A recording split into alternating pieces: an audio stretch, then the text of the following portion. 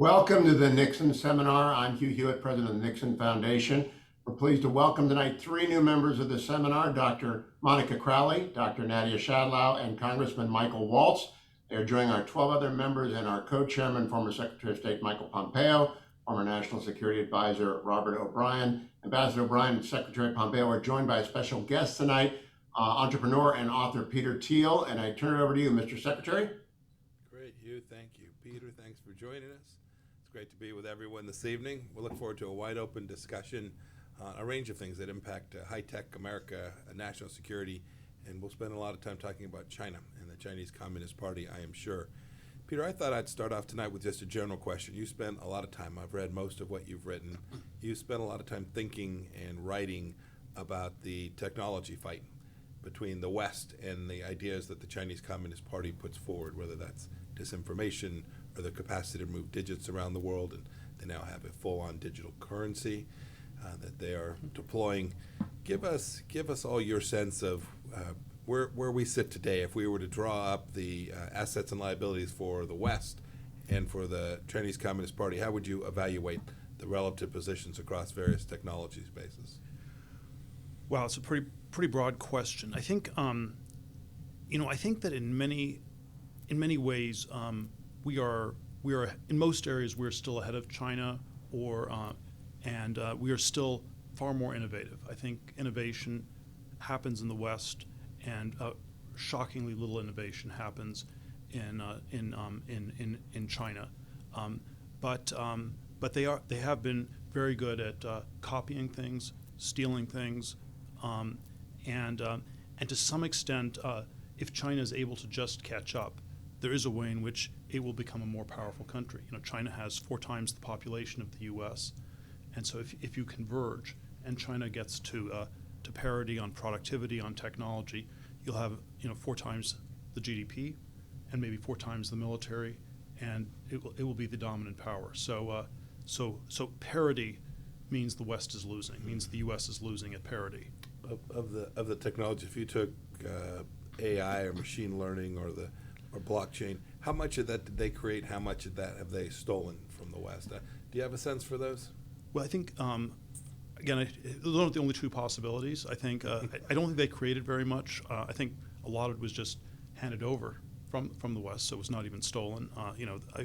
I criticized Google a few years ago for refusing to work on its AI technology on Project Maven with the U.S. military, but working with Chinese universities and Chinese researchers. And since everything in China is sort of a civilian military fusion, Google was effectively working with the Chinese military, not with the American military. And there's sort of this question: why was Google doing this? And one of the things that I sort of was told by some of the insiders at Google was they figured, they might as well give the technology out through the front door, because if they didn't give it, it would get stolen anyway. So it doesn't quite count as theft, but it's quasi-theft. Co-opted, yes.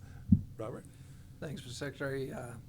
So one of the things we've seen, and it's happened faster than I think the experts anticipated, especially over the past decade, is that the Chinese military and the naval services have closed the gap on the U.S., both in terms of quantity, but also quality, much faster than expected. So the gap, I agree with you, I think we still have an edge, but the gap is getting smaller.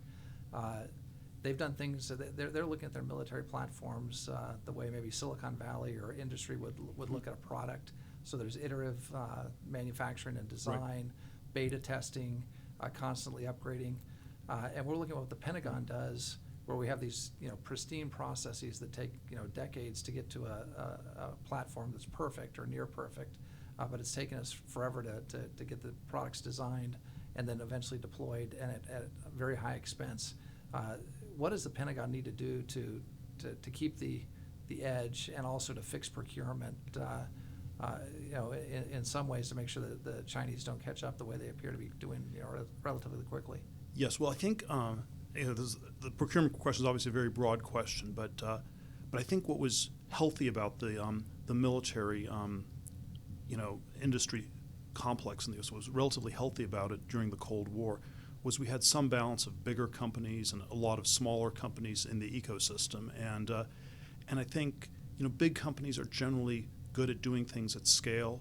Small companies are generally better at innovating and coming out with new products. And you want some ecosystem that has a blend of both kinds of companies. And I think what happened in '89 after the Cold War ended was there was a shrinking of military budgets, but there was also an incredible consolidation of the defense industry. And the consolidation actually meant that the money was spent less efficiently, especially with respect to R&D. And so we spent less money and less efficiently, and so there was some massive decline in the effectiveness of the system in the '90s. I think there've been various attempts over the last half decade to reform the procurement process, to figure out ways to fund smaller companies, to allocate some R&D to all these different projects. I think we've improved some, but it has to be sort of an integrated process. You don't want to just get a $5 million DARPA grant where what you invent gets stuck in a broom closet in the Pentagon. It has to somehow, you have to be able to get to a pilot that scales, and it has to be integrated into the whole procurement process. And there's just all these risk-averse things where you're probably if you're working the Defense Department, it's always safe to go with IBM or something like that, but it never works. Putting these together in some way, in terms of how this technology moves. In a good year, 2019, there were 360,000 Chinese students studying at American universities. There were less than 30,000 Americans studying at Chinese universities, in-country, in Chinese universities. Make any sense? Well, we're an open society. They're not open in any way. It's just incredibly. I spent some time in China in 2015, 2016. My book on startups did actually surprisingly well, so I did this two-week book tour. But it is, there's sort of crazy ways if you just drive around Beijing, where you have all these, military, paramilitary, militarized police. They're defending themselves against their own population. So even within China, things are segmented, closed off in all sorts of ways. And then even though there are some number of Westerners in there, it's also as a ratio. So 30,000 in a population of 1.4 billion versus 360,000 in a population of 330 million. So it's not 10 to 1. It's actually maybe 40 to 1 adjusted for population. Yeah, that's the question kind of as a policy matter. So you think about capital, deploying capital. You think about where to invest in the best ideas, the most innovative technologies.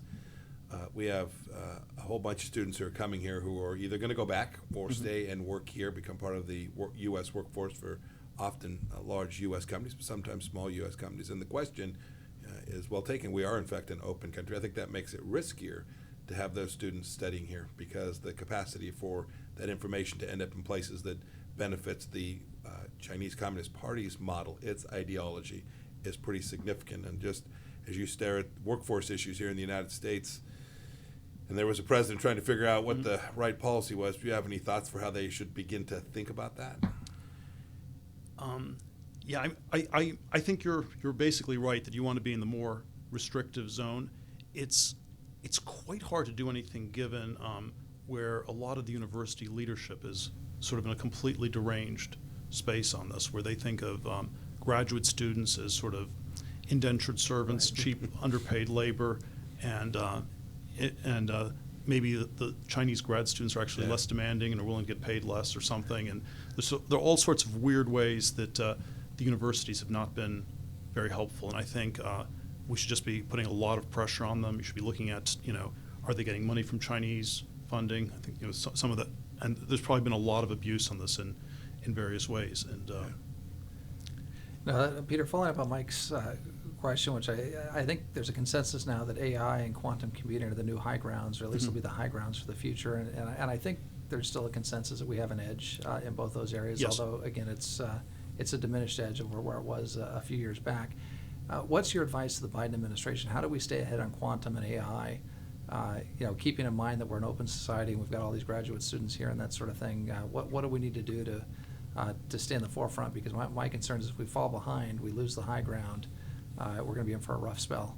Yeah, the thing that I would say is tricky about AI is that there are a lot of aspects of the technology that I think we don't actually want to be pursuing too much because it's AI is what you need for a surveillance society. Right. I've had this riff where people often say crypto or Bitcoin is a vaguely libertarian technology. I mean, technology is politically neutral, but it can still be crypto's sort of, if crypto's kind of libertarian, then AI is kind of communist.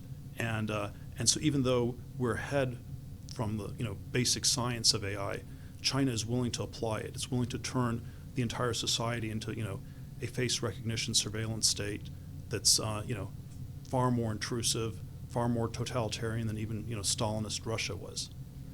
And that's something we're not willing to do. So it's a very two-edged thing in that way. And let me follow up on that question, Mike, if I can of course. Jump in.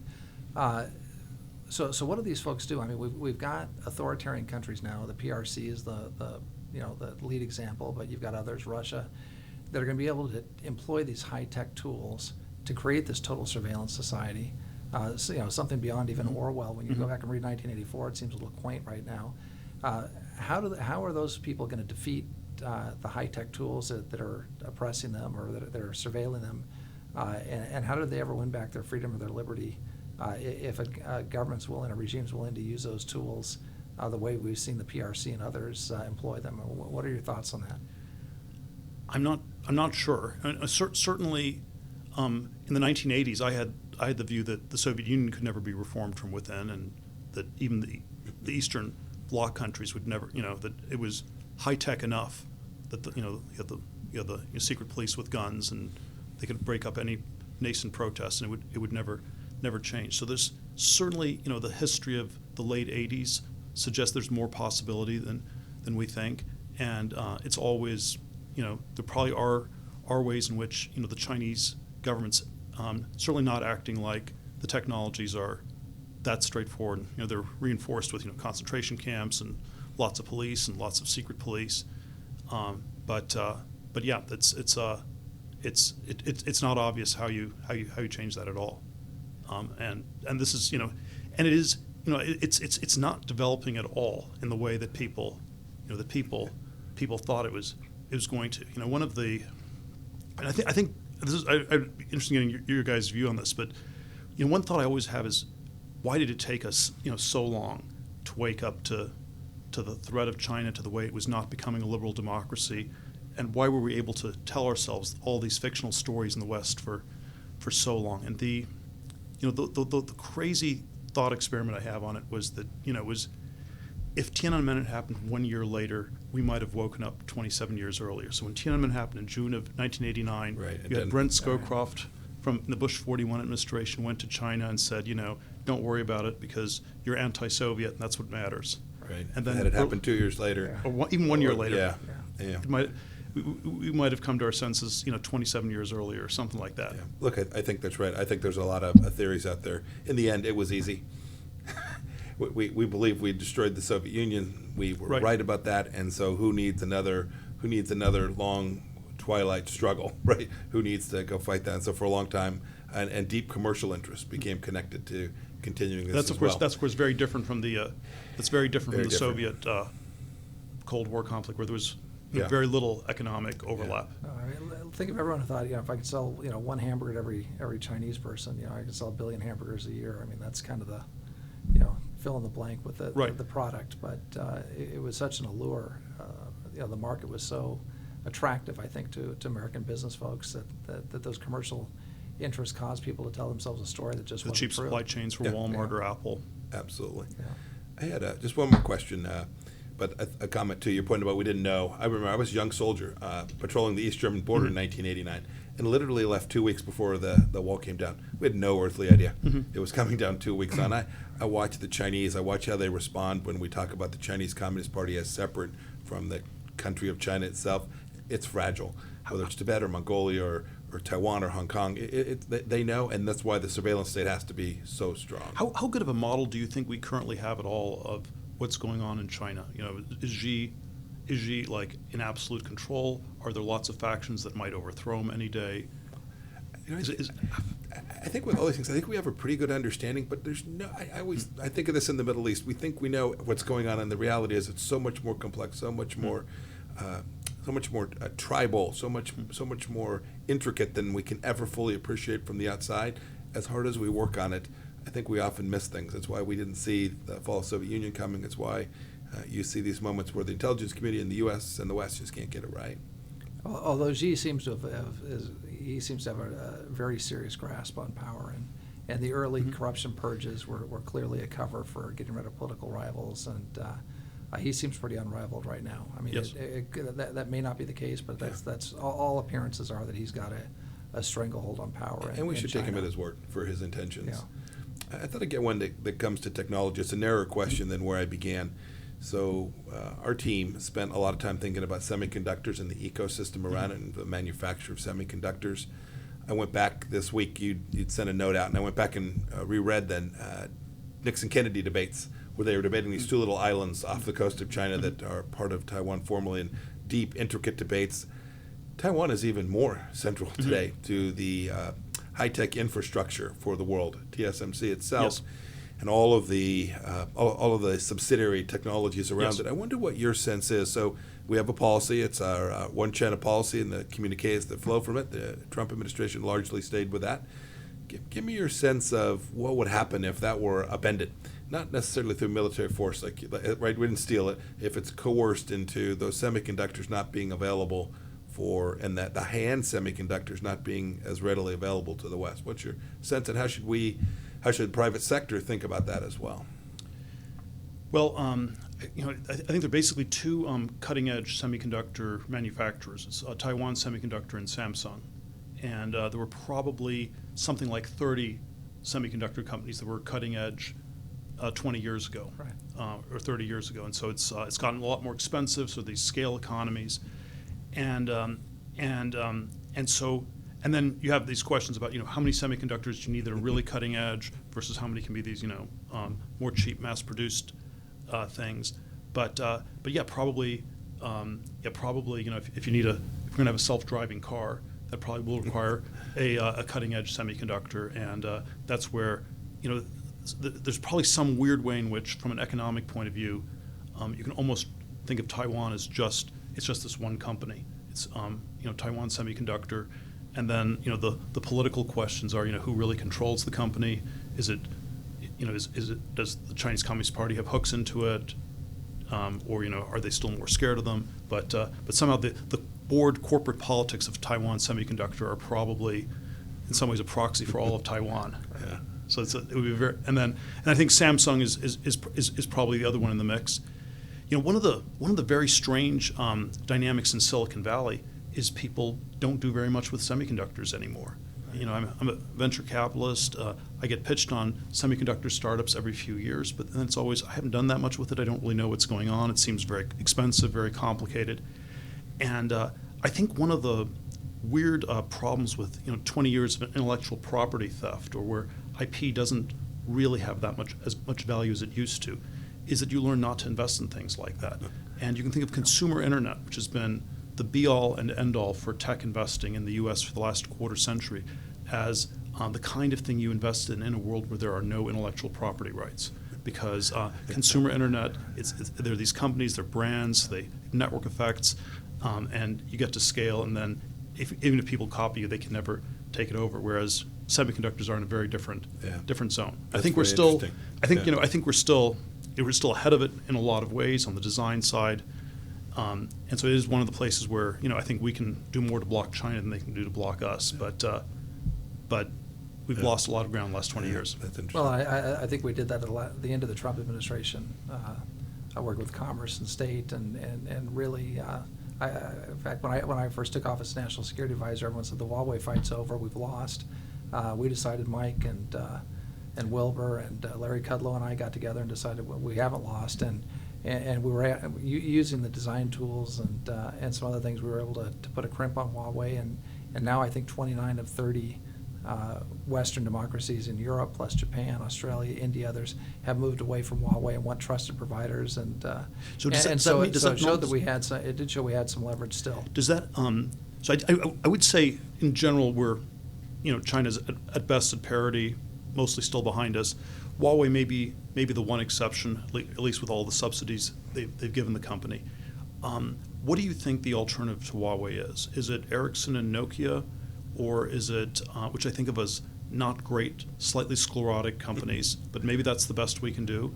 Or my sort of Luddite answer is that maybe we should just say that the 5G technology is overrated and we can be a little bit slower in rolling it out, even though you can never say that in public, seemingly. Yeah, so I think actually both those answers are correct. I don't think we have to be quite as fast as we thought we did, but I look at a company like Rakuten in Japan, which is not I mean, we were out, Mike and Larry and even the president, we were out pushing Ericsson, Nokia, and Rakuten, these not American companies. It would have been nice if we had one, but I think Dell is doing some interesting things. I think Microsoft is doing some interesting things. So, and I think the technology with some of these radio towers and radio devices that are small and inexpensive and can be swapped in and out like servers are now, I think it has the potential to leapfrog what Huawei is doing.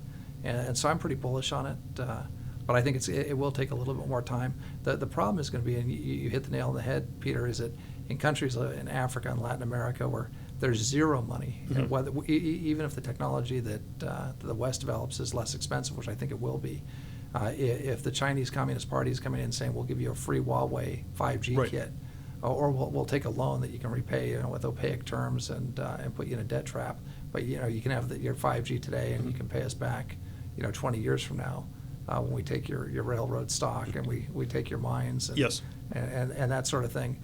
It is attractive to take the Huawei if someone's offering it to you for free, or apparently it's free. And as we know, there's nothing free, and these countries are going to give up a lot of sovereignty by taking the Huawei equipment. But for certain countries in Africa and Asia and Latin America, it's going to be it's going to be hard to say no. It's very appealing. And just on one other area of the whole tech stack, since we're covering a lot of ground here, Mike, maybe I'll ask you, and how do you think about the space race that's sort of emerging, with, some extent Russia, but even more with China, and where they're sort of launching all these killer satellites and maybe space weapons, or and a lot of this, of course, is very classified. Yeah, a lot of it's classified, and there's a lot of people that know more about it than I do. But suffice it to say, here's a data point that's useful. In 2019, the Chinese launched more missiles than the rest of the world combined. Those are tests, right? They just have the resources, the scale of what they're doing to work to put up the right satellites, to work to make sure they've got the capability is staggering, and they are moving very, very quickly. And so I don't want to say much about where we are from a parity perspective, but there will be an enormous amount of energy and resources put into place so that whenever there's a conflagration somewhere in the world, doesn't have to be a global one, that space will be able to generate an awful lot of leverage and an awful lot of power for some country who gets this most right. And then maybe another question on the war gaming, where part of the thing that's very strange is China has these sort of newfangled weapons that haven't really been tested out. So they have will hypersonic missiles destroy U.S. aircraft carriers, or will their satellites be able to knock out our satellites, or and I'm not exactly sure how well it can be gamed out even by the Chinese side, since a lot of the stuff has never been tried. If you want to take a shot, Rob, and talk about it. How should one think about that? Are they going to be deterred because it's so newfangled that they won't quite know that it works, or will it embolden them into telling some heroic story how they're going to win without taking any casualties at all? Look, it could be both at the same time, right? So number one, I remember a few years back calling Buzz Aldrin, who we had out here at the library not too long ago, to ask him, he was known as Dr. Rendezvous at NASA. I said, how easy will it be for one of these DF-21 or these Dongfeng missiles to take out an aircraft carrier? And he goes, the problem is the aircraft carrier is moving, and the missile, you've got to, it's a pretty tough shot. On the other hand, if the Chinese build enough of them and saturate, a zone, it may be tougher to, even a fast-moving aircraft carrier to avoid a missile. Look, the way to deter the Chinese, when you talked about the technology theft and the copying, all of the hypersonic technology that the Chinese have and are now deploying and their missiles was stolen from us, or obtained in gray market or open source by open source means. And during the Obama administration, when we stopped doing our hypersonic research and deployment, the Chinese leapt ahead. One of the things that was really a triumph of the last administration was refunding the military. We've got the Chinese have sophisticated weapons. We've got some pretty sophisticated weapons ourselves. But what we need to do, peace through strength works, and we need to get those platforms deployed, not just do the research on them and talk about them, but we've got to get them deployed. So We have to put the Chinese at risk right now. They're putting us at risk. We've got to put their airfields, we've got to put their ships, we've got to put their launch sites at risk the way they're doing ours with the weapons that they're deploying quickly. At the end of the day, I'd take our qualitative edge, any day over theirs. But we do have to continue to fund the DoD, and we've got to make sure that these cutting edge weapons that we've done a great job developing actually get deployed and aren't just, as you talked about earlier, sitting in a broom closet at the Pentagon, but they're actually out in the field. Maybe we'll send it. Hugh, have you got some folks out there that would like to provide some questions to Peter?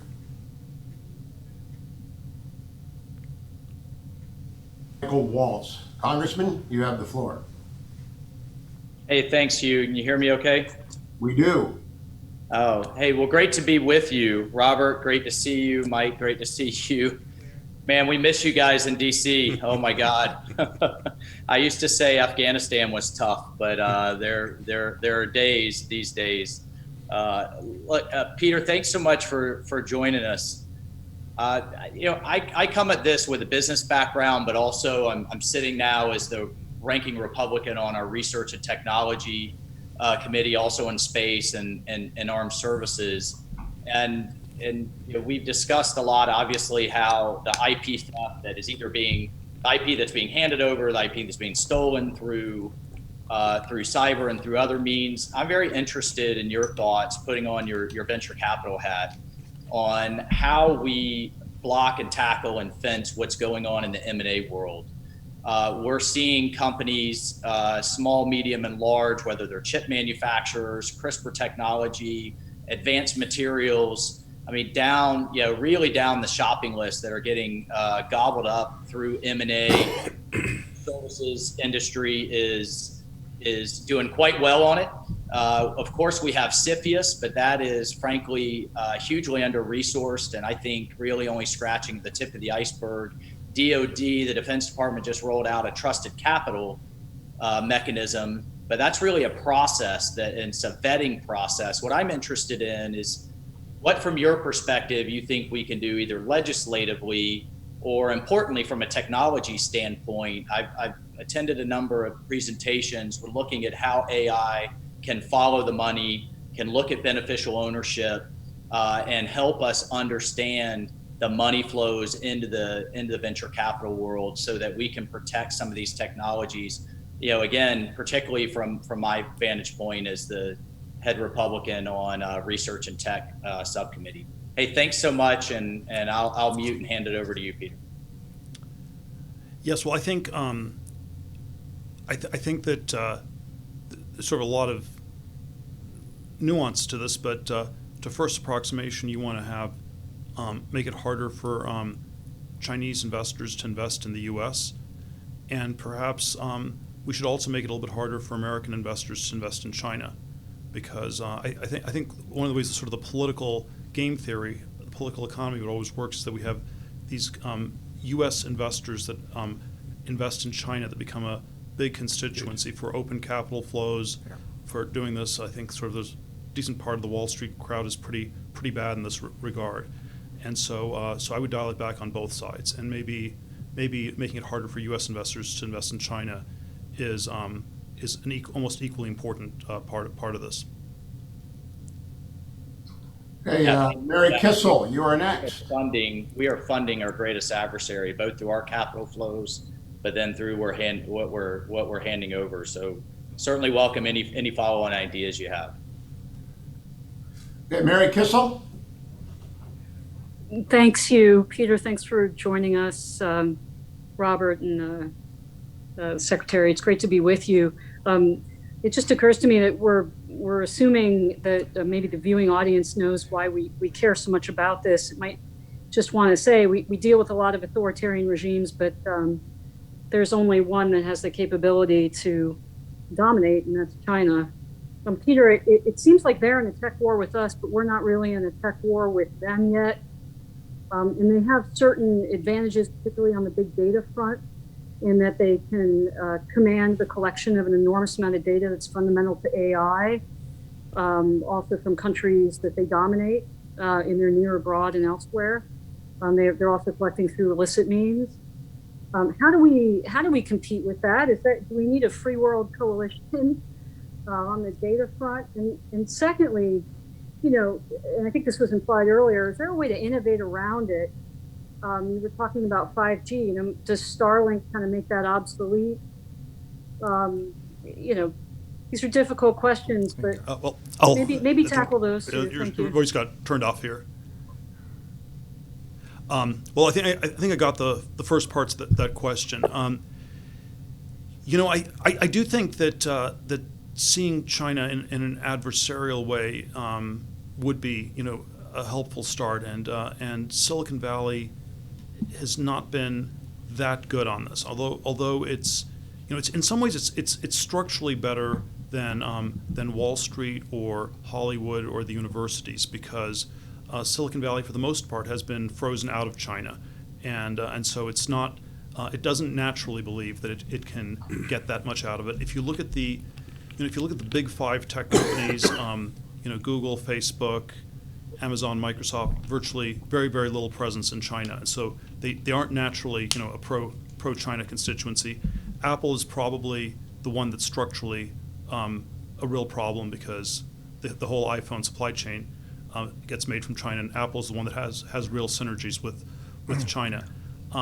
But then there is something about the you know, the woke politics inside these companies, the way they think of themselves is not really American companies, and it's somehow very difficult to for them to have a sharp anti-China edge of any sort whatsoever. You know, you know, at Facebook, I'll give an example. There were you know, you had with the Hong Kong protests a year ago, the employees from Hong Kong were all in favor of the protests and free speech, but there were more employees at Facebook who were born in China than who were born in Hong Kong, and the Chinese nationals actually said that, you know, it was just Western arrogance, and you shouldn't be taking the Hong Kong side, and things like that, and then the rest of the employees at Facebook, you know, sort of stayed out of it, but the internal debate felt like people were actually more anti-Hong Kong than pro-Hong Kong. Peter, let me follow up on that. And that's kind of, you have kind of these weird cultural things inside these companies. Let me follow up with a question on that. So in Silicon Valley, we've got, you know, it's very woke, industry in general, about what's happening here. And yet it's not very woke as to what's happening to the Uyghurs, what's happening to the Tibetans, what's happening to the Democrats with a small d in Hong Kong, the threats against Taiwan, where you've got indigenous people. I mean, Taiwanese, many of them are indigenous to Taiwan. So there seems to be less concern about those folks in Silicon Valley and industry in general than the concern for kind of woke progressive politics here.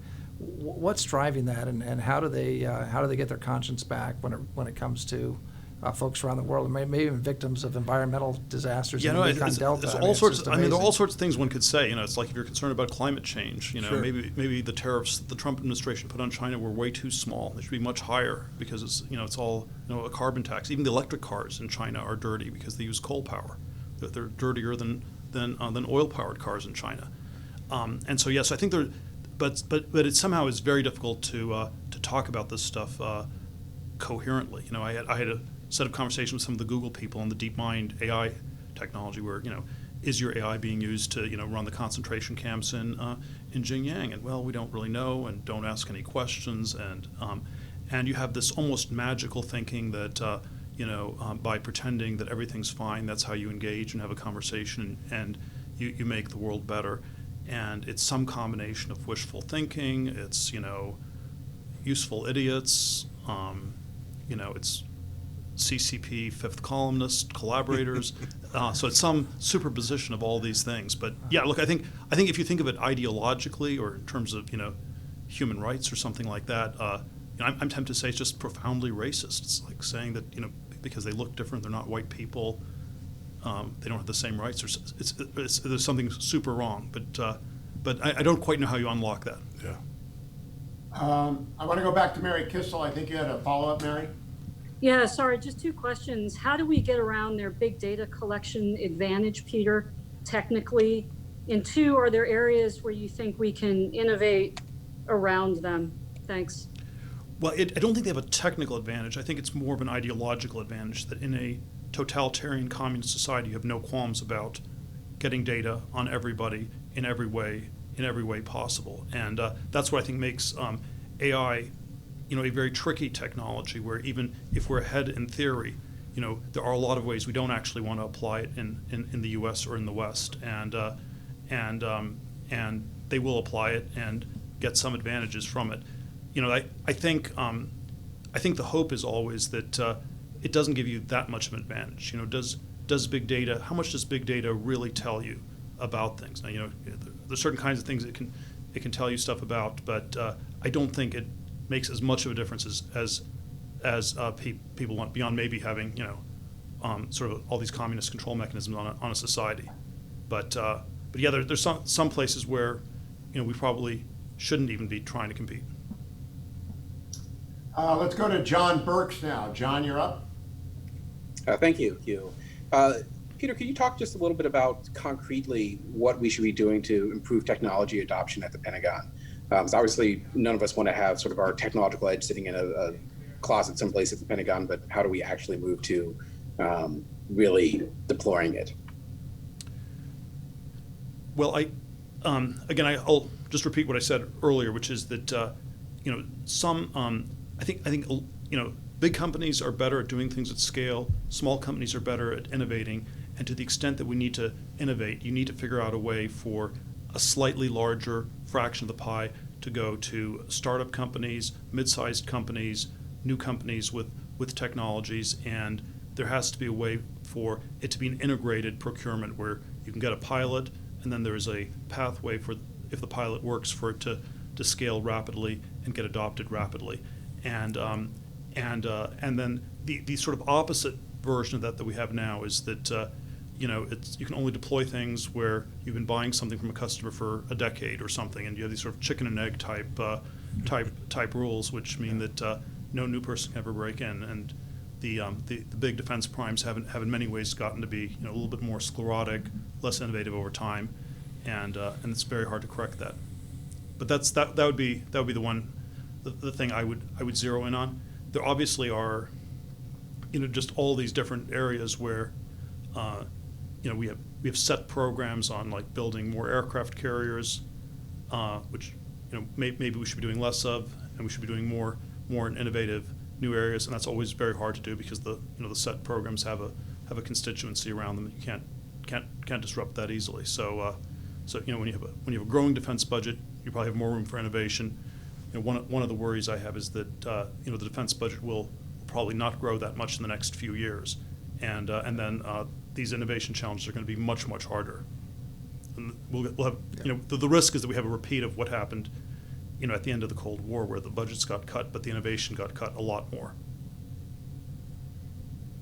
Christopher Cox. Thanks, Hugh. Peter, it's great to be on this panel with you. I just want to start off with a point that your leadership at Palantir and your policies that you've put in place to say that Palantir won't deal with countries that aren't on good terms with the United States. That is such a great leadership position you've taken in Silicon Valley, and I really commend you for that, because I think that's going to be the big issue. Where does big tech fall in this divide with China and the United States? So I commend you for that. And my question is regarding digital currency. We've seen recently in the last few days that China has proposed creating their own digital currency.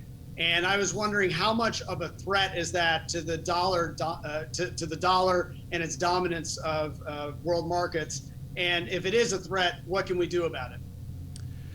Well, I think there's sort of a lot of different kinds of things that fall under digital currency. Presumably the sort of electronic forms of money China envisions are ones where things can be monitored, again, even more in an even more granular way than they're being monitored currently. The geopolitical thing I sort of wonder about is always that the U.S. dollar is a reserve currency of the world. There are some things about that are good for the U.S., some things that are more problematic. From China's point of view, they want to get, they don't like the U.S. having this reserve currency because it gives us, a lot of leverage over, Iranian oil supply chains and all sorts of things like that. They don't want the renminbi to become a reserve currency, because then you have to open your capital account and you have to do all sorts of things that they really don't want to do. I think the euro, you could think of as, was in part a Chinese weapon against the dollar. It didn't, the last decade hasn't quite worked out that way, but that was, China would have liked to see two reserve currencies like the euro. And, even though I'm sort of a pro-crypto, pro-Bitcoin maximalist person, I do wonder whether at this point Bitcoin is also, should also be thought in part as a Chinese financial weapon against the U.S., where it threatens fiat money, but it especially threatens the U.S. Dollar, and China wants to do things to weaken it. So it's sort of, China is long Bitcoin, and perhaps from a geopolitical perspective, the U.S. should be a little bit be asking some tougher questions about exactly how that works. But some internal stable coin in China, that's not a real cryptocurrency. That's just some sort of totalitarian measuring device. Venmo for the communists.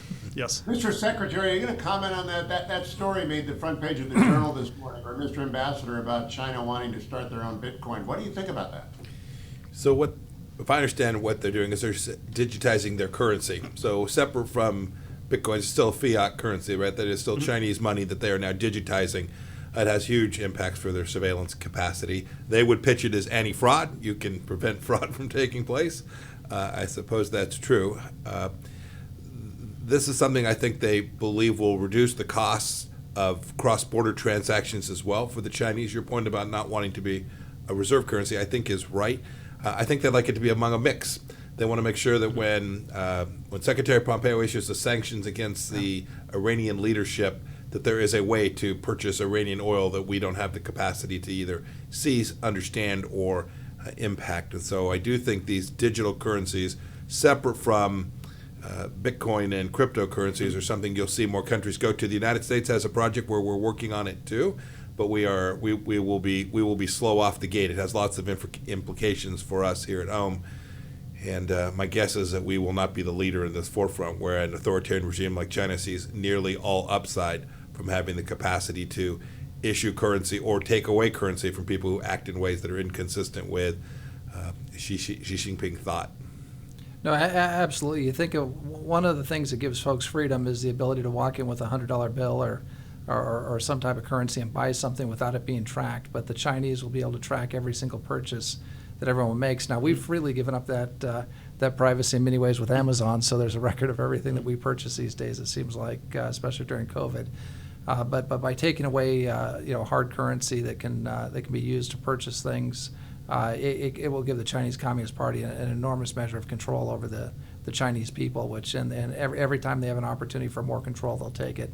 And as Peter pointed out and the Secretary pointed out, this is another big step along with facial recognition to have a total surveillance society. They'll know every single thing that you on some level, it is really an extraordinary sociological political experiment with no real 20th century precedent. I mean, there are ways that probably Stalin was still worse than Xi and probably killed more people, but just the degree of hooks that you have into people is just extraordinary. It's sort of like the government's in your innermost core, and it's completely out. It's like the God of St. Augustine. It's like totally outside you, totally inside you, knows everything about you. It's no, can you imagine how this will factor into the social credit score? Omniscient, omnimalevolent. Yeah, no, Makes the Stasi look like amateurs. No, and the social credit score when you tie in the currency to everything else, what you're spending money on and everything.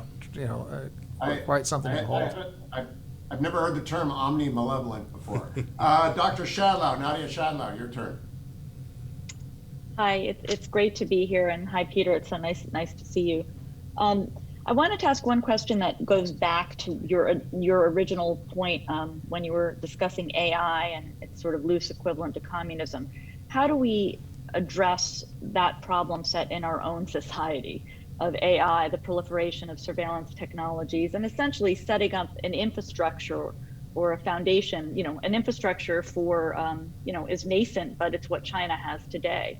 And how do we grapple with that? How are you thinking about that today in terms of the U.S. and actually Europe as well? It's a problem there too. Thanks. Well, it's all it's probably all these debates we're having that are versions of this. There's sort of the privacy versus transparency. So transparency is more efficient, but privacy, is an important way in which freedoms are preserved in our societies. And so I think there are a lot of these ways where I would bet on the privacy side, getting a little bit more traction in the years ahead. That somehow things have been pushed already too far into the Chinese communist direction in our own country, where we have maybe a few big tech platforms, a few big companies that know an uncomfortable amount about people, and I think there is going to be some corrective to that in the years ahead. And then at the same time, I think in a military context, we need to just be pushing this, figuring out ways to build semi-autonomous or autonomous weapon systems, and we need to sort of figure out ways to combine cyber and AI, and so there's a military piece where I think we need to be going full steam ahead, and then the larger social one, I'd be more careful. Alex Wong. Thanks, Hugh, and good to be with everyone again. And Peter, thanks for joining our group. It's a real privilege. Earlier you touched on the need to continue reforming the defense procurement system to bring applied engineering faster, to bring defense systems faster into our competition with China, and not wait so long. But I'm wondering if your thoughts also stray to basic R&D and how the U.S. government invests in that. Looking at our national labs, looking at the NIH, are they structured in the right way, and are they doing enough to invest in computing sciences, but also material sciences, in nuclear, in the biosciences, to provide that good base for the private sector to continue innovating in applied ways to outrun the Chinese, not just in the defense systems, but also in the wider economy? Yeah, that's my suspicion is that the basic science, basic research funding is probably even more inefficiently and worse allocated than the applied things, because when you have something applied, you're supposed to get something that works, and you get some tests on how quickly things work. One of the when I looked into the NIH budgets, one of the striking things is that a lot of the breakthroughs are made by somewhat younger scientists. The average age of a scientist who gets a Nobel Prize, they're sort of in their late 30s, early 40s when they make the discoveries where they get a Nobel Prize. And something like maybe 2% of NIH funding goes to scientists under age 40. And it has, if you look at it over the last 30 years, it has gotten, older and old. The median age of scientists getting the funding has gotten older and older. And it's kind of this institutional inertia lock-in. And there's probably something about that you need to always push back on. There's probably something about the peer review process in science that leads to a sort of consensus groupthink, but also very incrementalist kinds of things. And the kinds of things that worked a lot better in the 50s and 60s were where you had one person running DARPA, and he knew the 30 top scientists in the country and just gave them money and they could work on whatever they wanted to. And so I think there are ways that that as science scales, it often becomes less of a science. Big tech. You can think of big tech as something that's very natural. It's unnaturally big. It's unhealthy. It's too strong. But there's something in the nature of tech to be big. Big science is actually an oxymoron, and it's like if you have a science factory, or if you have some sort of giant science, some giant science factory, there's probably not very much science going on at all.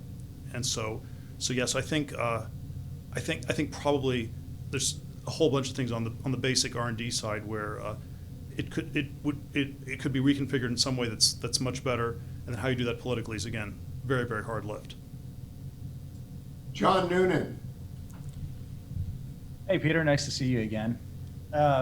So the great lesson of World War II was that the Industrial Revolution, or World War I, excuse me, was that the Industrial Revolution was wedged in the middle of this long century of relative peace between the Napoleonic Wars and then ultimately the Great Wars. And generals had no idea what those technological leaps in things like steam power, precision machinery, chemical processes that led to dynamite and poisonous gas meant for the battlefield. And the results were pretty awful. So we've had arguably three industrial revolutions in the years of relative peace between World War II and today, and I emphasize the word relative. There's oil, gas, electric, and nuclear fission, telecom, and computers, and then ultimately, I think where we are now, which is the digital age with fiber optics, satellite communications, cyberspace, et cetera. So I have two very different questions for you, and without getting into the viability of photon torpedoes and giant planet-killing space lasers, from your outside perspective as a technologist and an investor, what does the 21st century battlefield look like? And then second, just given the fact that Silicon Valley provides the software backbone or central nervous system for almost all of our critical industry sectors, that's IT, banking, agriculture, power, et cetera, how do we reduce our exposure to Chinese and foreign influence in big tech, where they could potentially build backdoors into all of these critical sectors that are required for the survival of our country and ultimately the continuity of government? Thank you. Wow, well, you've done a great job articulating the question, and it's probably why it's very, very hard to answer. It's been 75 years since the end of World War II, 76 years, and so I suspect that if you had a war on a global scale, that we have really no model for quite what would happen. I think World War I, in some ways we had it was prefigured by the Civil War in the U.S. and people just didn't pay attention to that. So there are probably things one could be paying attention to, way things have shifted. And I think the last time aircraft were used, where there was an actual battle between competing aircraft, military aircraft, was between Israel and Syria in 1982. So I don't think we've had combat between aircraft in close to 40 years. There was just the drone war in Armenia, where Azerbaijan used the drones very effectively. So I do think we should be paying very careful attention to what's going on, what's being used. But it's very, very weird. If you just have sort of basic division, you have conventional weapons. We have in cyber, we have a shooting war with Russia and China. It's all-out war, and then we have all these nuclear weapons, which I assume never get used, or it's unthinkable. But so you have these three completely different kinds of weapon system. One, we have a shooting war, the conventional war, we don't really know what would happen, and then the nuclear war, we don't even have people thinking about it anymore. It was a thing to think about nuclear deterrence strategy in the 50s and 60s. I think the game theory doesn't actually make any sense anymore. It's like the North Korea problem, where it's like if you actually think about it rationally, we should just be bombing them, or you have to stop him now, or and then maybe you treat him as a cartoon villain and you ignore it, and that's actually good, but then that doesn't work. Nothing makes sense, But so I think even if you just think about those systems and how they would actually interact if you had a major confrontation with China, it's really hard to model out. Mr. Secretary, does anyone sit around and think about that? What the next battlefield looks like? Oh yeah, there's lots of folks working on this. Office of Net Assessment, panicky people down on the bowels of the State Department. There are a big piece of the U.S. government working their way through it, but I think Peter's point is well taken. It is so complex, and you don't know how it will unfold. But how, for example, just focus. How do people actually think about the nuclear weapons vis-a-vis China? We have a massive advantage in nuclear weapons, but if we never use them, it doesn't count. They literally have simulations that try and take into account how people they often assume rationality. Sometimes they'll try and turn the rationality switch off and say, what happens if someone makes a really bad decision knowingly, knowing that it may impact them, and what their relative value sets are. But your point's very well taken. It becomes really complicated really fast. You didn't mention the other space, which may well get us into those three spaces, which is the information war, which is so confusing and can move so quickly, and the capacity for nations now to act in ways in the information space that didn't have. We didn't know what was going on the battlefields of the Somme, right? We did for weeks. The information battle space is now so central to how this will unfold that it gets the variables quickly overwhelm the capacity for modelers to think their way through this. And so they try and do it in bite-sized chunks and make big assumptions and iterate. We war game these things. We do these war games, pretty regularly, and there's a cottage industry, and some of them are very well run. But the problem with the war games is what Mike just pointed out, is you introduce so many different variables. It used to be a little easier to do a tabletop, if you were just moving ships or aircraft or that sort of thing around. But once you start introducing cyber, information, space, and all of a sudden, the homeland becomes at risk, maybe because it's a cyber attack, not a long-range bomber from China, but a cyber attack on an electrical grid. Right. It's all these asymmetric responses. It's very, very complicated. So maybe to concretize a little bit, if China invades Taiwan, what actually happens? Do we bomb the Straits of Hormuz? Do we cut off the oil? Do we just lose? Is there some, do we use tactical nukes? Yeah, so I think there's reasons presidents don't answer that question for an awfully long time. No president's ever said, in the event that this happens, I will, in response to A, I will do B. There's strategic ambiguity Right. as the concept to try and avoid just exactly that day. I think a lot depends on two things. One, who is in charge the day that happens, that leader, and the conditions that leader has set, and the capacity for that leader to think through the ramifications and to quickly have prepared himself or herself for that moment, and to understand the attendant risks. And second, can that person at that point in time marshal the world for a response that is broader, that is not just a U.S.-China response, but a response that is more holistic and more complete, has the capacity to at least convince the Chinese that wherever they are along that way, that deterrence can be restored quickly. And in the event that it can't be, you've seen these war games too, it escalates rather quickly, and it gets very confusing. The information gets very confusing very quickly as well. And we have to keep in mind what a strategic coup it would be if the Chinese could take over, not just because of Taiwan, not just because of the chips and the factories and the foundries, but Taiwan sits as the cork in the middle of the Pacific. If First island chain. whatever country, and it goes beyond that. I mean, the entire Pacific is wide open if China takes Taiwan. I mean, it splits Northern Asia, Japan, our allies there, South Korea. It splits them from Australia and New Zealand and the Philippines and Thailand, are their treaty allies. But the entire Pacific becomes a superhighway all the way out to the Aleutians and Hawaii. And look, we've seen this movie once before. And What's your best guess when they're going to take a crack at it, or if and when they do it?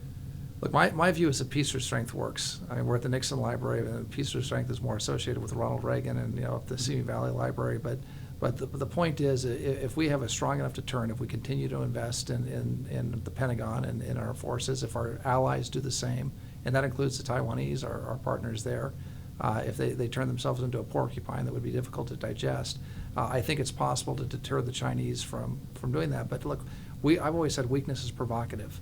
And if we show weakness to the Chinese, or they perceive weakness on our part, it could actually provoke them into attacking Taiwan. And then it leads to all of the myriad of problems that the Secretary pointed out, and potentially war. So look, the best way to prevent war is to be prepared for it. And that's the policy we have to pursue. John Noonan, you had a follow-up? Let me run one theory by you guys here. So I'm pretty surprised by the crackdown China has done in Hong Kong. I always thought they could wait till 2047. They didn't have to do anything quite this drastic. And my mental model was that every time the Politburo discussed having a total crackdown in Hong Kong, there was someone in the back of the room who raised their hand and said, we can't do that because we have to convince Taiwan to reunify with China. And this time that person was told, shut up, they're never going to do it peacefully anyway. And is there a way to read the Hong Kong thing as, the Chinese timetable on Taiwan has moved up? Well, after Hong Kong, the idea that the Taiwanese would gladly or without being coerced enter into some sort of one country, two systems. I mean, that's never going to happen. They saw what's happened in Tibet. They saw what's happened in Hong Kong now, and they've seen what happened in Xinjiang. So, I mean, the idea that the Taiwanese would voluntarily surrender their liberty and their freedom and their democracy to the Chinese Communist Party is, I think that idea is past, and I think the Chinese have recognized that. And so, the only way for a reunification will be a coerced reunification, in my view, or a total change in China, which I don't think the CCP is contemplating. Remember, too, they have elections there. Right. The Chinese Communist Party's capacity to influence elections that are held on Taiwan is real.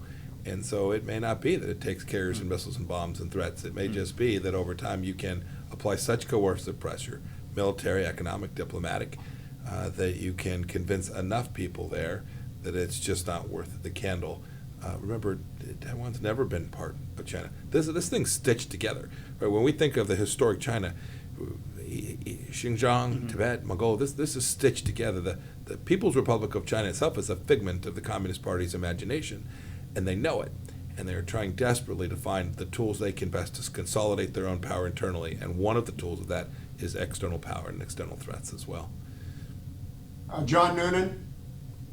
Yeah, Peter, just to reiterate the second part of my question, I think you've warned very starkly about companies like Google, who are, I think your words, forgive me if I'm misquoting you, more or less infiltrated by the Chinese Communist Party. Silicon Valley provides the backbone and the central nervous system for most of the critical industries and sectors in the United States. And so what's our exposure, just given the fact that Silicon Valley is purportedly infiltrated by a deep and intrusive Chinese communist presence? Yeah, again, I left it a little bit ambiguous. I was unclear on how much is actual, United Front Chinese communist agents, how much is useful idiots, how much it's people, surrendered in advance, or, there's sort of a lot of different constituencies. Look, I think we have to. I think the thing I would say is we have to just keep putting a certain amount of pressure on Silicon Valley, and we need to call companies like Google out on working on AI with China, with communist China, and not with the U.S. military. I think we should be putting a lot of pressure on Apple. With its whole labor force supply chain on the iPhone manufacturing in China, and so I think that's one way we sort of do a little bit of what Robert was talking about earlier, where you sort of there's obviously some crazy double standard where labor laws don't apply there, but they do apply here, and there are all sorts of crazy double standards, and you just need to call people out on that relentlessly. I think the cybersecurity issue is is simply a mess as far as I can tell, where there's basically, the basic problem is that cyber is one of these places where offense works a lot better than defense, and I don't quite know what you do. It's I'm often amazed. I sort of assume that so much stuff has been hacked into in one way or another. I'm sort of amazed the stuff doesn't get used in more ways. It's like people should be getting blackmailed, bribed. All sorts of crazy things should be going on all over the place, and somehow. All the data that I assume has actually already been exfiltrated. It's actually weird. It doesn't get used more. I don't even know why that is. But my model is that cyber is just a disaster, and it's actually amazing that it doesn't manifest itself more. Christian Whiten. Thank you, Hugh. Peter, speaking of getting sort of tougher on Silicon Valley or holding them to account. The Supreme Court recently decided to vacate its order that former President Trump, or while he was president, couldn't block people on Twitter. But the more interesting development was a concurring opinion from Clarence Thomas, the Associate Justice, who basically said that companies like Twitter and others should be regulated or could be regulated as common carriers, basically implying that they're sort of a natural monopoly and that their attempts to censor people, which I think we know sort of tend to focus much more on conservatives, could in fact be limited, could be regulated by the federal government or by state governments in the same way we regulate utilities. Do you think that is sort of the future of where we're going with Twitter and other platforms like it? Well, it's look, I'm on the Facebook board, so I have to always be careful what I say here. But deplatforming President Trump, 2 months ago, 3 months ago was really quite extraordinary, and that I think there has been a lot of deplatforming of conservatives, and I always think that the actual censorship that people talk about is just the tip of the iceberg, and the real problem is the downranking. One of the top Google executives used to always say 5-6 years ago, "Oh, we never censor anybody; we just downrank people." And the downranking was actually the far more insidious way to sort of tilt the playing field of the discourse. But then there's been outright censorship, outright deplatforming, and when you do it with the President of the United States, that does feel like you've really crossed some kind of Rubicon where, and I'm not sure you declare war on half the country, but maybe a third, 40% of the country, that seems really, really crazy. When you have Angela Merkel and Obrador from Mexico saying that the tech platforms have been too anti-Trump, too mean to Mr. Trump, that tells you you've probably really overreached. Matt Pottinger, you had a comment? Yeah, just thanks a lot, Hugh. One thing, going back to the conversation about Taiwan, that we should remember is that we're talking about all the different domains that China fights in: information, cyber, as well as military and the rest. One of the strongest tools we have is our dominance in finance, capital markets, and the reserve currency status of the dollar that we talked about. When it comes to Taiwan, one thing that we should be reminding China about is that if they were to try to coercively annex Taiwan, we could shut down their entire banking system. So in other words, we can we could sanction all their major banks. We can bring a lot to that fight as a way to deter them that is non-military, but could actually carry even more profound costs for China's economy. So I just wanted to add that idea. Oh, thank you. Morgan Ortegas. Thanks. Thanks, Peter. Great to be with you. One of the things that struck me in your book that I really liked is you talked about at the very beginning how when you're innovating, if you are, or starting a new company, if you're trying to make the next Facebook or the next Google, that you're already behind, that you're not doing anything innovative. And I was wondering, this is a really big, grand question, but I was wondering if there's a way to apply this to foreign policy, to what we do.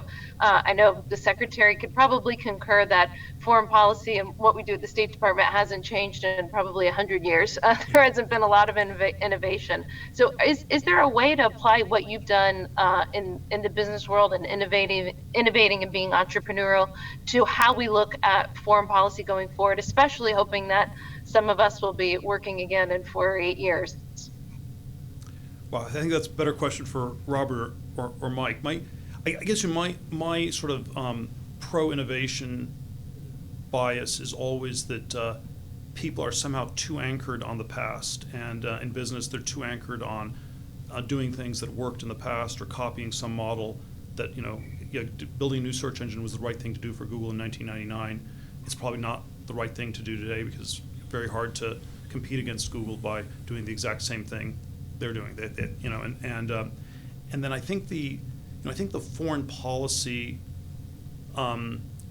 mistake that I suspect gets made, a great deal and over again, is to somehow think that we're still at some point in the past. And so, so maybe one version of the mistake that was made with China was to think that it was going to be like the Soviet Union, and then the Berlin Wall came down in '89, and then surely something like that was going to happen in China. We're sort of anchored on the 1980s and used that as a frame. And then of course the dynamic thing where China can also look at the history and read the history and say, well, that's exactly what's not going to happen. And we're going to have perestroika but no glasnost.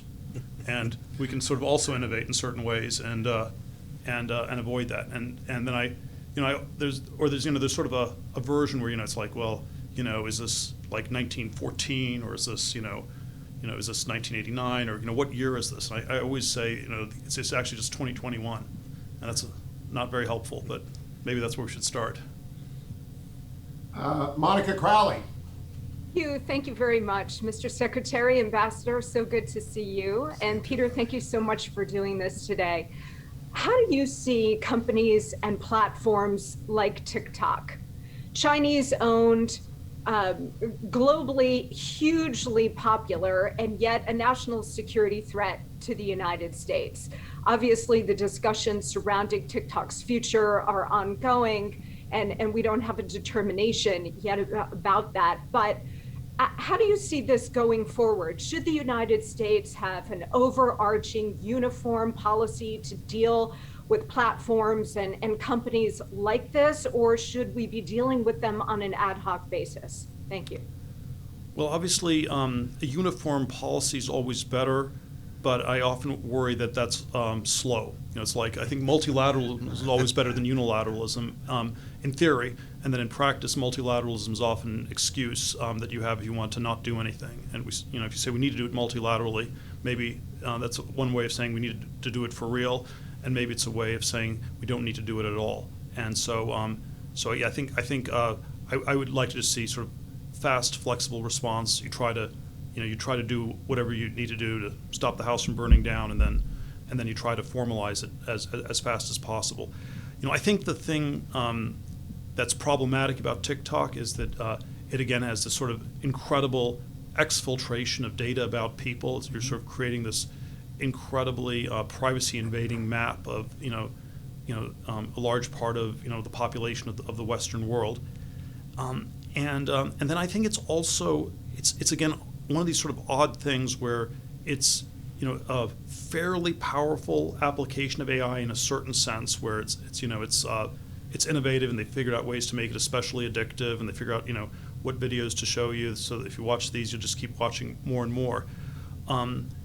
But it doesn't seem like the sort of thing that if you shut it down, it would be this economic catastrophe either. I think India banned TikTok, and there were sort of less good alternatives that popped up that were local, and I don't think it was like a tremendous loss. And so I think how to talk about it is often quite tricky, and we need to figure out a way where we can say that it's both this problematic AI technology on one level, and then on another level it's not that valuable a technology at all, and for which reason we can probably do without it. Let me just pitch in here. When we were thinking about TikTok, two things that you reminded me of. One, our tools weren't very good to respond to it, right? Our tools are the historic tools that we've had for all these years of how do you stop someone if they're bringing in contraband on a ship that's coming across the sea, right? These export models, how do you do, they're really not made fit for purpose for this world. And so we struggled. So we worked around them, worked through it, got as creative as we could to figure out the toolkit that would best address that problem set as quickly as we could. The commercial response was much greater than the public response.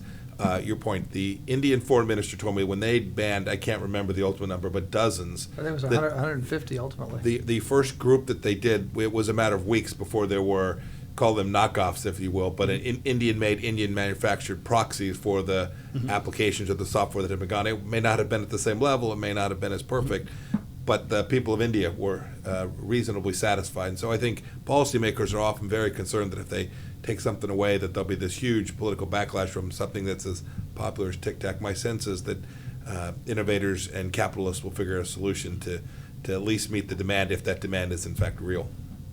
Yes. Okay, we've got three more before we run out of time. Lonnie Chan. Thanks, Hugh, and thanks for spending some time with us this evening. Curious to get your thoughts on something that I think China has done relatively well, actually, over the last, 15 or 20 years, and that's infiltrate international organizations. I think they've done a tremendous job, for example, of seizing leadership of the World Health Organization, and we've seen how that rot has spread and, in fact, gotten in the way of us discovering the origins of COVID-19, along with other potential problems. Other organizations, I think they've been successful at infiltrating as well. Finally, during the last couple of years, under the leadership of many of the people on this seminar, we've started to push back on China and started to say, look, you can't do this and can't have the playing field to yourself anymore. But is that really the right long-term solution here? Are these sort of international organizations, this model of international collective action, is it the right one to deal in areas like intellectual property, for example, healthcare? Or do we need to go to something fundamentally different? To Peter's point about innovating, is this an area where we need to be more innovative, to think outside the box? And if so, what's the right answer? Why, take it. One short comment on that, Lonnie, and it's a great question. It's something that we worked on very hard, Mike's team and our team at the NSC, was to number one, try and make sure that there were candidates that believed in free men and women and free markets, at least competing for these international organization top slots. But it's not just a top slot; it's the deputy, it's the functionaires, even to the point the interns. The Chinese were funding massive number of Chinese interns at international organizations that were cash strapped, and those interns would learn and would have the first crack at jobs. So, we need to compete there. We need to compete effectively. There are quota systems at the UN. We weren't even filling the quota for Americans at the UN, and there are plenty of young men and women in this country that are constantly asking me, the Secretary, Peter, I'm sure, how do I get in government? I want to do foreign policy. I want to do foreign affairs. One of the ways to do it, it's how I got started, was at an international organization. And so we need to make sure Americans are in those places. But going to your second question of can they ever be effective? And they're generally not super effective. And we can pick out examples, Gulf One, and a few other examples, but there are very few where international organizations have mobilized to effectively protect us. We need to have groupings of like-minded countries. And so one of the things that we worked on and that Mike worked on very hard was the Quad, where we brought Japan, India, Australia together with the United States to address common issues in the Indo-Pacific. So I think pulling together multilateral coalitions of like-minded countries that may not necessarily be institutionalized, but at least are there on an ad hoc basis, is a way for us to harness the value of working with our allies and friends and partners to address specific threats, and not necessarily getting caught up in the quagmire of the UN or other UN specialized agencies. So I think it's two parts. One, we need to compete and play there, but two, we also need to put together our own groups of like-minded countries to address some of these global issues. Mike, do you have any thoughts here? There's a couple more questions. Go ahead. Yeah, I think a lot of these are designed not to work at this point, and it's amazing people still think that they work at all. There's sort of, I think the New Dealers had this fantasy after 1945 that you could create these organizations and they'd be sort of American, not quite controlled, Sure. but heavily influenced. And the way I understand the history is, I think already by the time of the Marshall Plan was already a workaround. Yeah. And it was basically, it didn't actually go through any of the multinational post-World War II organizations because they were already deemed ineffective by the time of the Marshall Plan. We should never accept Chinese participation as their desire to make these things functional. Right. It is an instrumentality for them. It is they're not a rights-respecting nation, and they don't join these organizations to make them better and effective. I'm going to go to Kimberly Reed, then Mary Kissel, then Chris Cox to wrap it up. Kimberly? Hi, Peter. Thank you so much. I just finished tenure as the first woman chairman of the Export-Import Bank of the United States. And I really want to thank you for all you're doing in Silicon Valley, but also for sending some great colleagues of yours into USG.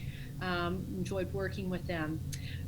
Congress, including Congressman Gallagher and Congressman Waltz, who are on the China Task Force, they were really instrumental in recognizing that financing was key in competition with China. And Congress changed the law last year to allow EXIM to match the rate terms and conditions that the PRC would be offering foreign purchasers around the world for products that we all care about, including transformational exports. I'm just wondering, you wrote your great book in 2014, and you've been involved with what's happening in our government as we are hearing today. Any thoughts on what else government should be doing with Silicon Valley when it comes to competition with China? Well, I mean, I think it's a multifaceted thing. I don't think we should be super dogmatic. So I'm probably always sort of very free market libertarian, and the dogmatic libertarian thing would be that you shouldn't have an export-import bank because it involves all these government subsidies of loans. But if in a world where we don't really have free trade and we don't have a balanced playing field, it makes a lot of sense to have something like the Exim Bank and to actually expand it. And so I think yes, I think there's I think we should be trying a lot of different things, a lot of different areas, and we should try to be practical, not dogmatic on it. So let me go over to Mary Kissel again. Mary? Hey, thanks. Peter, I've just taken some notes here. So they're in a tech war with us. We're not with them. They've infiltrated our campuses. our labs and our international organizations, they have a big data collection advantage. They'll use unethical means to win. Our Defense Department is a mess. We're riven by a privacy debate, and they're ahead in crypto, threatening our reserve currency status. Are you optimistic here? I mean, how do you feel after, coming to a list like that?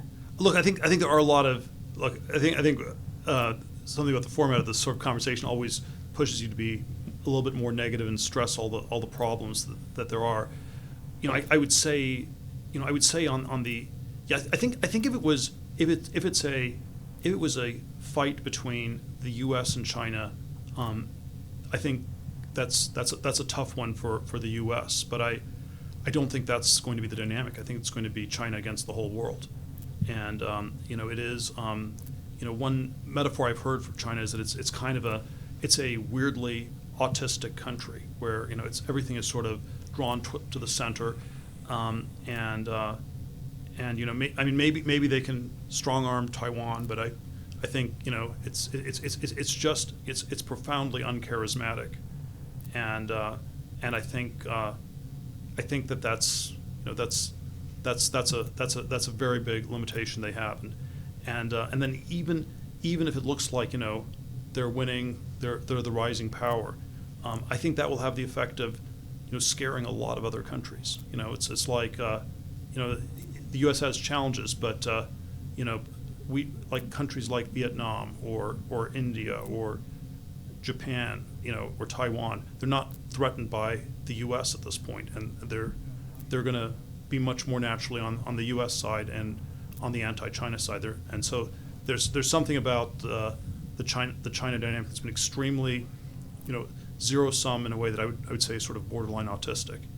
And Peter, I'm going to interject a question before I go to Christopher to wrap it up. Since it's China versus the world, should the world be going to China in 2022 for the Olympics? The State Department this evening announced that they were backing away from their earlier story today about having a boycott, and I'd love to hear what the ambassador and the secretary think about that too. Should the world descend on Beijing?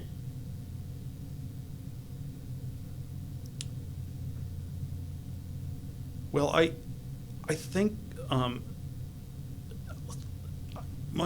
it's dangerous to make predictions, but my prediction is that it will not. I mean, maybe our athletes will go. I don't think you're going to have many political leaders from the Western world, and it will, like maybe it's not a full boycott like the 1980 Olympics in Moscow, but I think it will. It'll be anticlimactic. It'll be, the turnout, the validation for China will be, it will be as bad as Sochi in 2014. That's even with no boycott. We'll talk about this next month, but Mr. Secretary, you want to give us a preview of what you're going to say? I don't think we should go. I don't think we should have any American go participate in the Genocide Olympics. Just how you would send your child there to compete when, if they said so much as, boy, the food's bad here today, you could end up in a Chinese prison for an awfully long time. That's a modest overstatement. It seems like an awful lot of risk. I think she knows that. He might well not take anybody and hold them, but it's not a risk that I would suggest one of my family members, if they were good enough athletes, ought to take. I hope we'll convince the IOC not to hold them there and find another solution. We figured out how to move an all-star game pretty quickly, Hugh. Maybe we can figure out how to move an Olympics. Mr. Ambassador, you want to add anything? Well, they've revoked for Mike and Pottinger and myself. They've revoked our invitation, so I don't think we'll be going under any circumstances. And I agree. It goes back to this double standard that we spoke about earlier. It's amazing how quickly corporate America can justify a move from Atlanta to Denver, but is perfectly prepared to continue to support events in China. So it's an area of real concern. And as the former hostage envoy and having dealt with some cases in China with the Secretary's full support, he and I have probably seen this movie play out more times than we'd like, and it is somewhat frightening. And the Chinese seem to be getting into the hostage game, or at least the detainee game, with the two Michaels, the Spaver and Kovrig, the Canadians, the way the Iranians have played the game for many years. So I think anyone's got to be very concerned and has to think twice about why you're going to China, what you're going to do there, and if you want to take the risk of having an extended stay as a guest of of Xi Jinping. Christopher Cox, last comment or question to you. Sure. Thanks, Hugh, and thank you, everyone, for this wonderful night. My question really is to everyone on the panel. During the Cold War, we had benchmarks of how we were doing against the Russians, against the Soviets. And we also had a very clear ending. When the Soviet Union disintegrated, it was clear we'd won. When the Berlin Wall fell, it was clear that we'd won. In an AI arms race with China, are there similar benchmarks that will show how we are doing in the years to come? And at the end of the day, what will determine whether we've won or lost?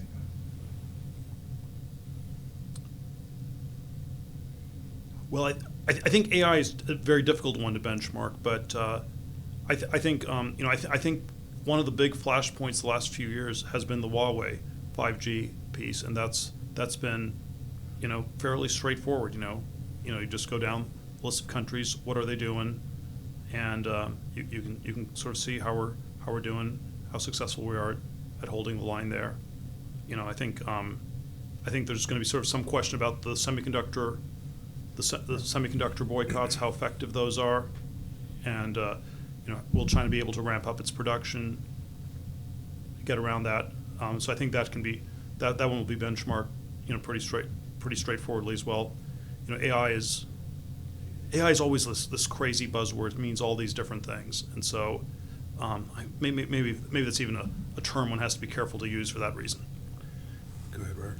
I think just two things. One is how many Confucius Institutes continue to be allowed to participate in some of these Chinese student organizations that are controlled by the CCP and keep other students of Chinese descent from participating in U.S. universities with free speech. So we'll have to see how that goes, their influence operations. But starting with those, because those are something easy to benchmark. If the institutes are closed and removed from campus, that's something that I think we'll see as useful. And I think the other big fight, and this is something that Larry Kudlow and I ran from the White House, and that's preventing U.S. investment in China. I mean, we've literally had U.S. Investment dollars going to Chinese companies that are building ships and aircrafts and munitions and tanks that could ultimately be used against either ourselves or allies or partners in the region. So I think if we can cut off the flow of investment and limit the overt influences, I'm not talking about the covert influence, but just the overt influence, I think those are two benchmarks that the Biden administration has a chance to gain some traction on and show that we're going to stand up to the Chinese. And let me say one other thing. I think Secretary Pompeo, Mike, hasn't gotten the recognition that he deserves for a number of the measures that he took in his last week in office, but especially in labeling what was happening to the Uyghurs, what is happening to the Uyghurs as genocide. It took a lot of courage. He was the person with the statutory authority to make that decision. There were a lot of people that were angry about it, both overseas and in this country, especially on Wall Street. On the fourth floor of the State Department. At the State Department. It took a lot of courage, but history is going to treat Mike very well for having made that decision, just like it's treated folks well who made the similar calls in the 30s and 40s, but were not popular at the time. So I just want to make that comment before turning the mic over to you. That's very nice, Robert. It's an important question. I don't know that there's a singular answer. In the end, Xi Jinping is afraid of liberty and sovereignty and the rules-based order. It's his enemy, and we will know who ultimately wins this by which ideas dominate the next 10, 20, 40 years. Are they a set of Western ideas? Are they a set of understandings that flow from the authoritarian regime in China? There is a global component to this.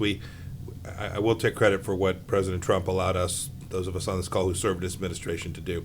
We had a chance for the first time to go around the world and make the case for why the threat from that central underpinning, that central idea that the Chinese Communist Party, this party, right, not a country, a party puts forward in an attempt to dominate the world.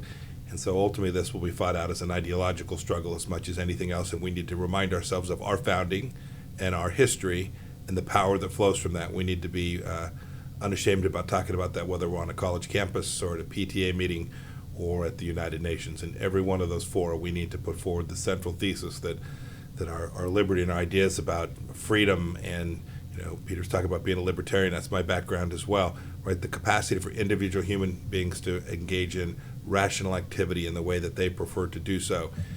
That's how we'll know if we've ultimately won or not.